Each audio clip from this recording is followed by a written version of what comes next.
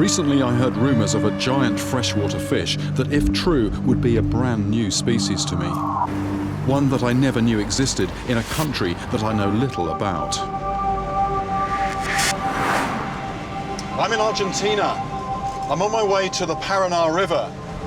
It's the second biggest river system in South America after the Amazon. I know other rivers in South America very well and the creatures that live in them, but this river is very little known in the outside world, and it's also new territory for me. And most important, this river harbours a killer. A little while ago, I heard about a child who died as a result of encountering something in the water. A 12-year-old girl was playing close to her village on one of the remote islands set in this huge river. She had entered the water countless times before, but this time it would be different. This time there was something waiting in the shallows, only yards from the bank. The attack was brief but ferocious.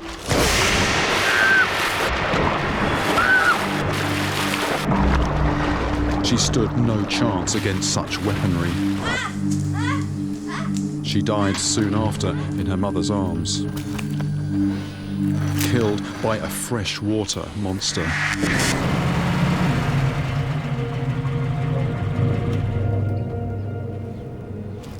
The evidence from the death points to one suspect. Shallow water, piercing barb and speed of attack all suggest a stingray. But this is fresh water, and I wasn't aware that there were stingrays in this river.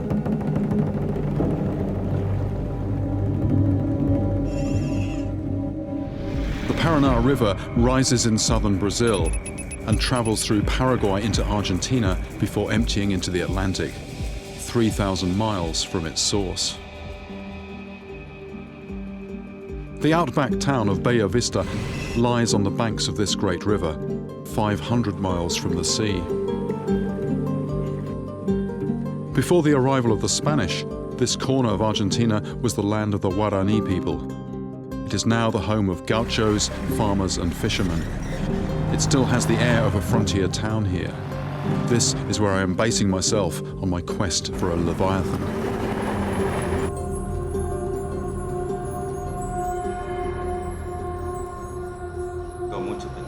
I meet up with some fishermen to find out more about the death of the girl and the creature that I am pitting myself against. And I discover a lot more than I expected. Es muy peligroso para la gente que camina en la costa del río. Cuando están caminando en la costa del río, o gente que va. They tell me about a small boy who was playing in the river only a short distance from his mother when he was attacked.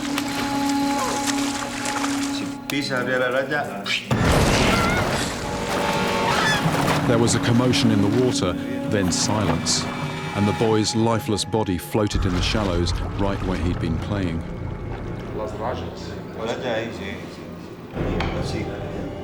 What they are describing is a ray, but not one I've ever come across. They call it chucho de rio, or river dog.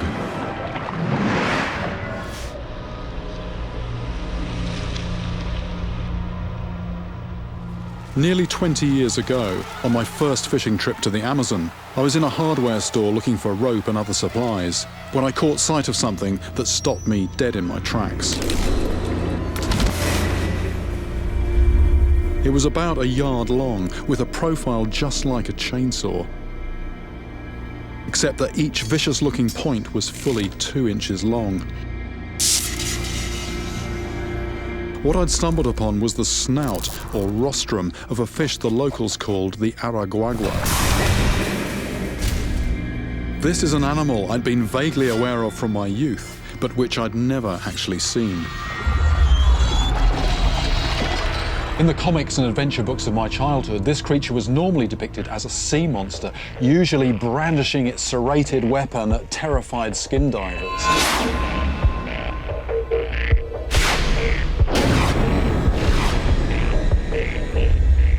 But I don't ever remember seeing a picture of a real one, And until that hardware store in Brazil, I'd no idea that this large and wickedly armed fish might swim up rivers.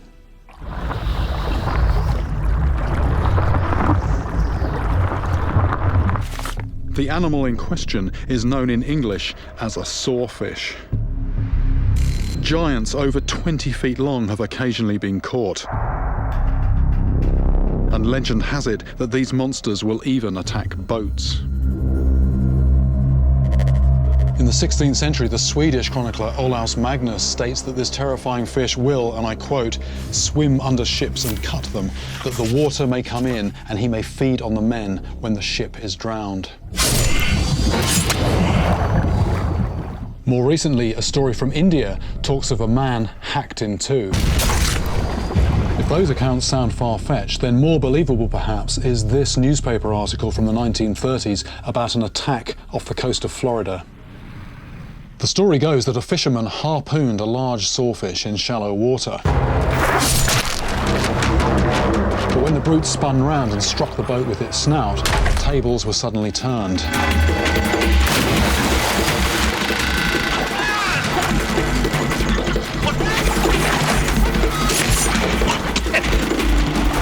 I shudder to imagine that rack of teeth scything into human flesh.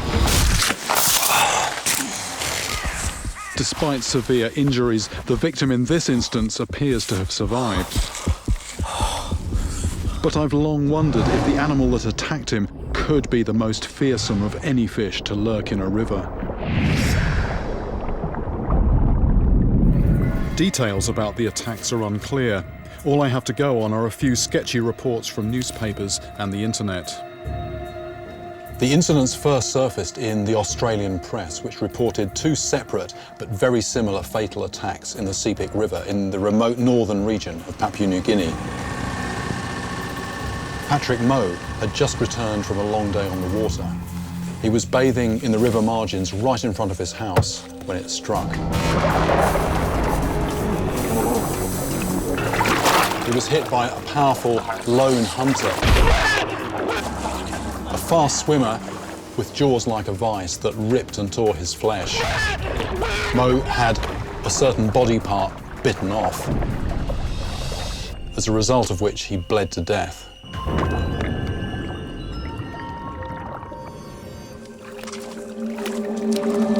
The second attack was eerily similar. Francis Sambin went to the river to wash dishes and cool off, something he had done countless times before. But this time it was to be very different. This time he would not be going home.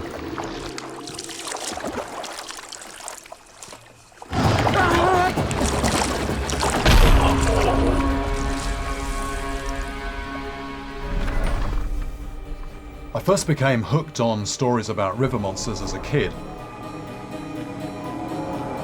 From giants with a deadly 10-inch dagger in their tail, to creatures that can literally shock you to death. First go, amazing, first go. There's one monster I read about called the taimen that I always wanted to catch. But I always thought either they're now extinct or they're now so rare that they're all but impossible to find. But recently I've been getting reports that have made me think again about catching this legendary predator. As a boy, I read a legend about a taimen trapped in ice. It was so large that starving livestock herders survived the harsh winter by slicing off pieces of the living fish. When spring arrived and the ice melted, this giant taimen climbed onto the land and ate all the herders. Far-fetched, but it speaks volumes about how this fish is regarded. They can grow up to 6 feet long, with a mouth packed full of needle-sharp teeth. And I've had a recent report that shows what level of aggression they're capable of.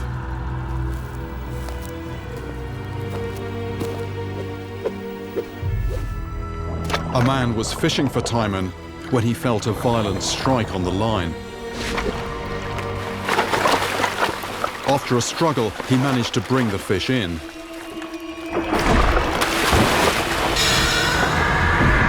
At at which point it turned and bit his arm, drawing blood.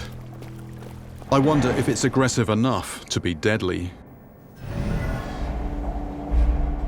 Loch Ness is the largest freshwater lake in Great Britain. More than 700 feet deep and 22 miles long. It fills a channel carved by glaciers along a fault line created when the landmass carrying Scotland crashed into Scandinavia 400 million years ago. Ancient, dark, and very cold, what secrets hide in its lightless waters? Most of the mysteries that I investigate are fairly obscure, known only to a few local people, but this case is very different. Loch Ness is a place that is known about worldwide. But does that mean that looking under the surface here is too much to take on? I have to believe it isn't. People have always said there's something sinister in the water here, but it took until the early 20th century for the monster to finally surface. Before the 1930s, this road that I'm driving on didn't exist, so there wasn't really access for people to get to the side of the loch here. But as soon as the road was in place, well, that was when the famous sightings happened, and that's when the Loch Ness Monster acquired its international fame. The most famous sighting happened in 1933, when a local couple, Mr. and Mrs. Mackay, were driving along the newly improved Inverness Road. Suddenly, Mrs. Mackay caught sight of a giant creature in the water with a whale-like back. But by the time her husband had stopped the car, it had gone. The local paper published a report using the word monster in connection with the loch for the very first time, and a legend was born. Around 1 million people a year visit this part of Scotland, many hoping to get a glimpse of the monster. Some search for a lifetime in vain. But Val Moffat had only been living on the loch for a year when, just like the Mackays, she spotted something from the road. I was driving up the hill. I'd come back from Inverness. I looked across the bay and I saw this dark lump in the water. Sort of slate grey colours, shiny from the water that was all over it. It looked like a boat that had turned upside down. And I thought, oh, what's that? Oh, crikey, it's got to be the monster.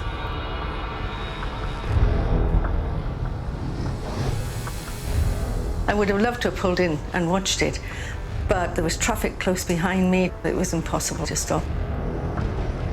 I glanced maybe 3-4 times. And the final time it was gone. So how did you know that this thing was alive? It was a completely different size to the waves, and it wasn't moving like the waves do. I've never seen a wave as big as it. There was a lady who lived round the corner, and she had seen it 13 times, and she saw exactly the same as I did. Right, that's interesting. So the sort of stereotypical picture that we all have of many loops or a body and then a neck, the actual people who live here and who've seen something, it's not like that. It's more like an upturned boat hull. Yes, definitely. I think it's just something with a solid body. I've one more lead to follow up, that ancient tale which originated in the Scottish Highlands. The story of a man killed by a water beast in the River Ness. This might be my last chance to find a clue to the identity of the monster here. In the 6th century, St. Columba came to this part of Scotland to convert the pagan inhabitants known as Picts to Christianity. At the same time, he banished a beast from the River Ness. I've arranged to meet archaeologist Kate McCulloch, who's an expert on the history and legends of the area. Columba comes upon a scene where a man has been brought out of the water. He's completely brutalized by some sort of water beast, a river monster. The people of the area around the River Ness are terrified. But Columba isn't afraid. He sends one of his followers out into the river. And the monster rises from the depths again. Columba demonstrates the power of his god by banishing this beast, telling it to go from the river.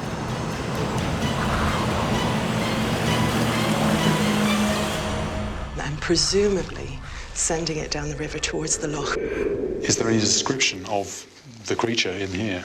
There's nothing to suggest anything about the actual physicality of the monster, just a disturbance of the water.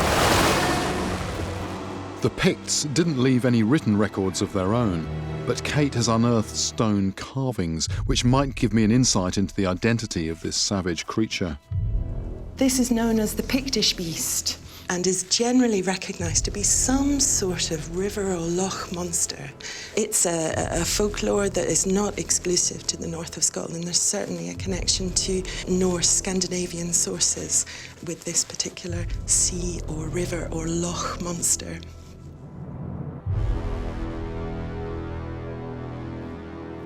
Kate's offered clues that send my investigation in a new direction, much further back in history and possibly over the cold northern seas, with the revelation that these centuries-old Scottish monster myths may have Viking connections. Viking longships sailed thousands of miles over the northern Atlantic. Raiding parties from Scandinavia stormed and colonised Scotland, and they established a remote outpost on Iceland. These incredibly tough warriors were convinced that these cold seas were home to monsters. The Vikings wrote down their legends around 800 years ago, up here in Iceland, where some ancient texts have survived to this day. To pursue this hunch that the Vikings may hold the key to the legend of Loch Ness, I now have to head to the edge of the Arctic Circle. The myth of the vampire has a terrifying grip on our imagination.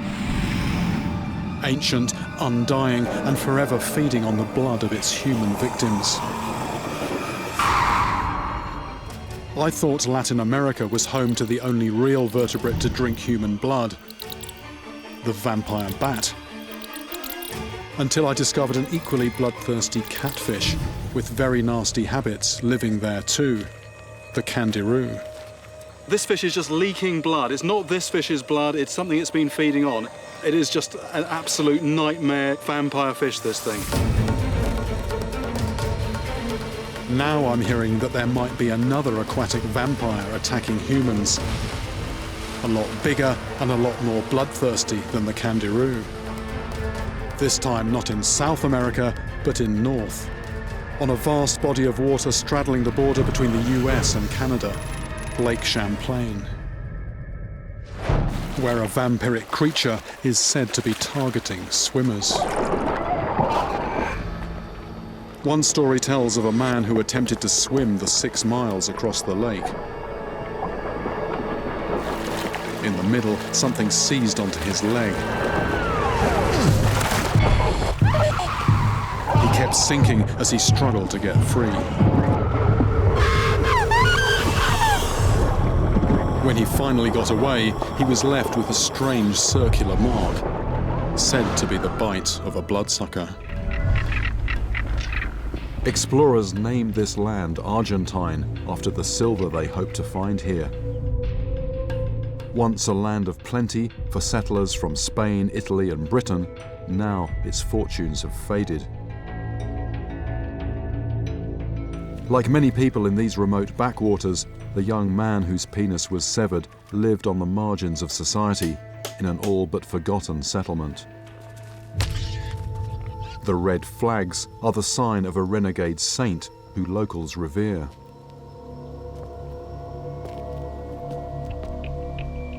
This is a shrine to Gauchito Gil in this region of Argentina. He was something of a Robin Hood figure, helped the poor people.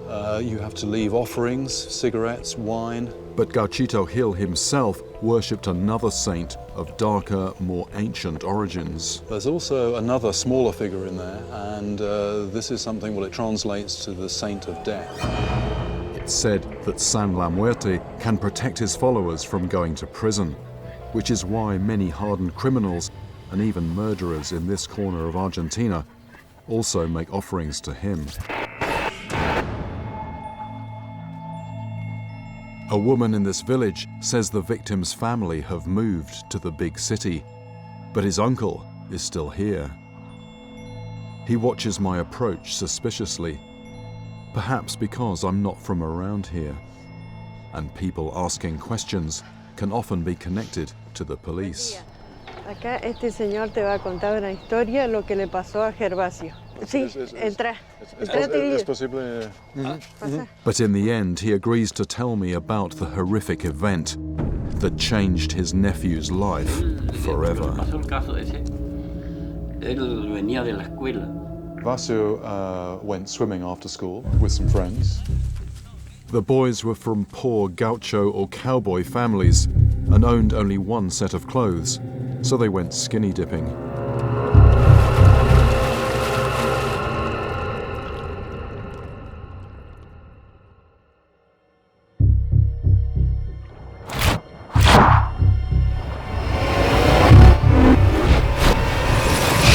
Suddenly something bit him.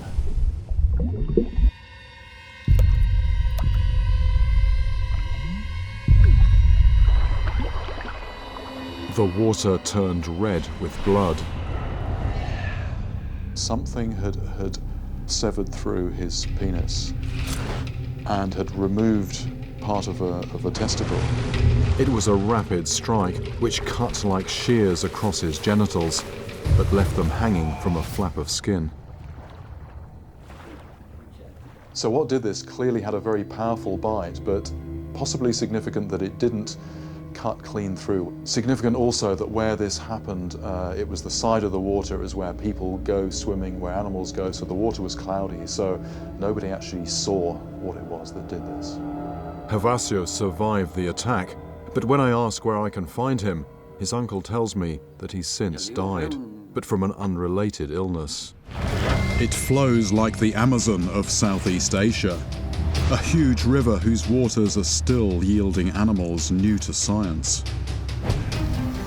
Rising on the Tibetan plateau, the Mekong River slices down through Indochina and into a country that for many years was off limits to outsiders. Cambodia was once at the heart of a powerful medieval empire, an empire whose overgrown ruins are covered with images of freshwater giants. These carvings at the centuries-old temple at Angkor show fish so big they can swallow deer whole and so plentiful that boats can't avoid bumping into them. And it's from these monster-filled waters that I've heard reports of a creature that's mutilating both bathers and fishermen. There are multiple cases, but one story is particularly gruesome. A teenage boy was checking his fishing net when he felt a sudden pain in his groin. Blood started gushing from the wound, and when he got out of the water, he discovered that he was missing part of his genitals. He'd been sliced as if by some kind of blade. The culprit, unseen. The details are vague, but I've come across incidents like this before. In Papua New Guinea, the normally vegetarian pacu, introduced from the Amazon, became known as the ball cutter when it appeared to develop an appetite for human testicles. And I can't rule out the possibility of something larger. In Argentina, the golden dorado was guilty of a similarly gruesome attack on a young boy. But as far as I know, neither of these fish nor anything like them is found in Cambodia. So I'm not sure quite what I'll find.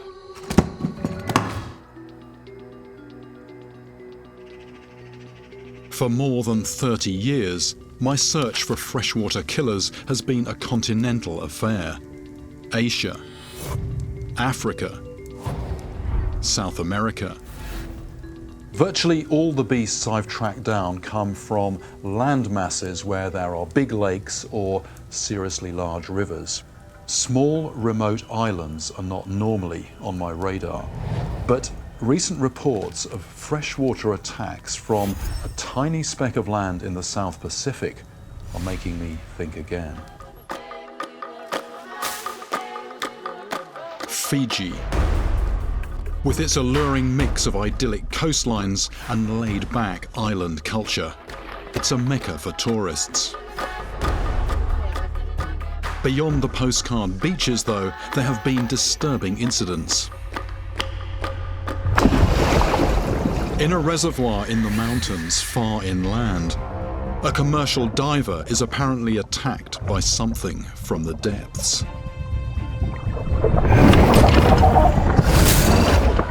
They say that when his body is found, his face is covered with strange circular abrasions. Because of this, some locals blame an octopus. But this makes absolutely no sense in fresh water.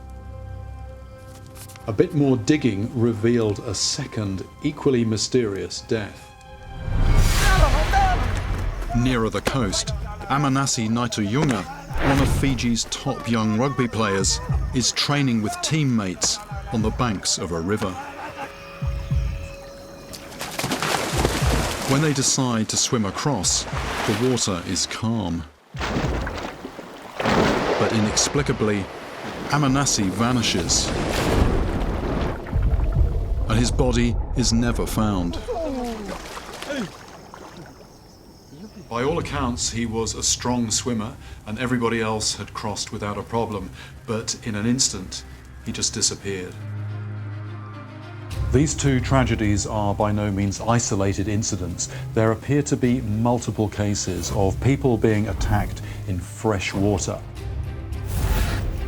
From the other side of the world, there's no way of telling whether or not all these stories are connected. Which means it's time to head to the South Pacific to find out what's causing trouble in paradise. I've heard rumours of another attack south of here on a lake that's harvested by commercial fishermen, so I'm heading there to investigate. At first it's tough going, as the fishermen on the lake are tight-lipped and wary of outsiders, but I managed to persuade one of them to talk.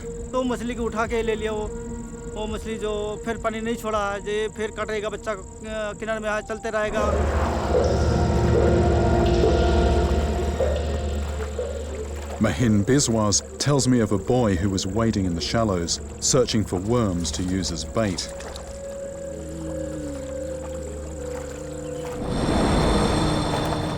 But something else was lying in wait.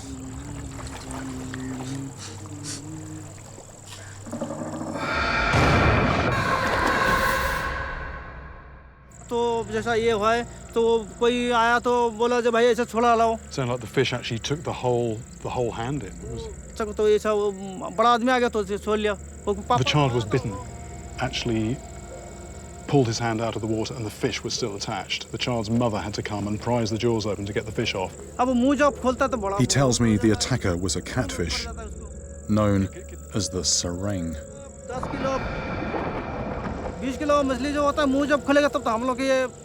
Mr. Biswell said, a big sareng, a 40, 50 pounder, he said has got jaws big enough to almost grab him around the waist.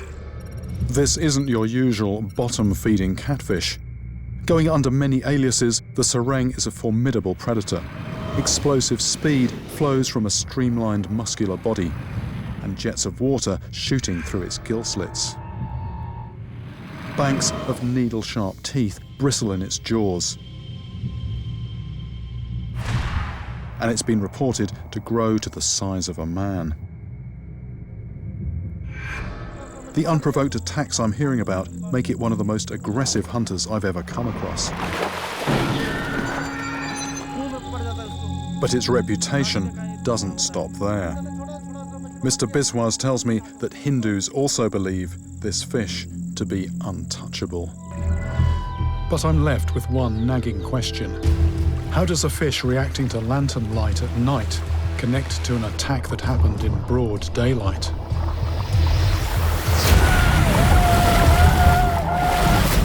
Back on the main island, there's been a development.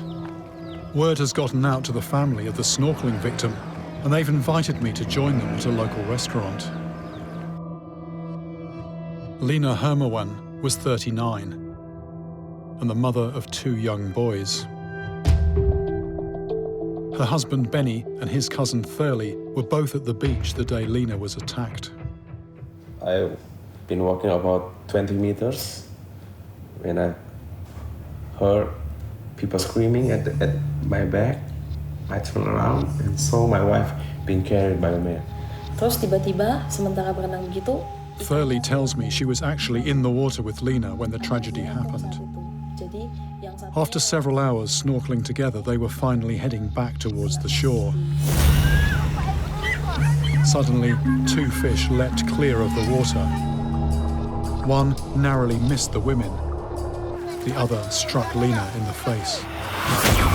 The fish got through the eye. It's blood anywhere, everywhere.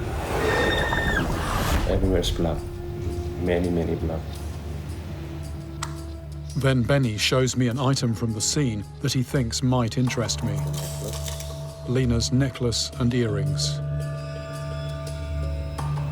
So she was wearing this Yes. at the time. This is potentially a vital clue.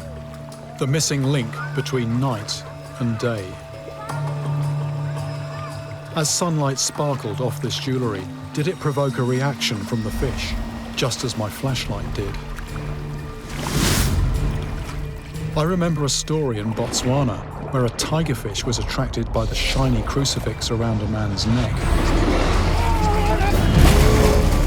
It's possible the fish that impaled Lena was reacting in the same way, mistaking flashes of light from her jewellery for potential prey. If you're a predator, you strike first and ask questions later. Whatever the case, Lena was extremely unlucky. This fish weighs at least 250 pounds. Keep holding, because I'm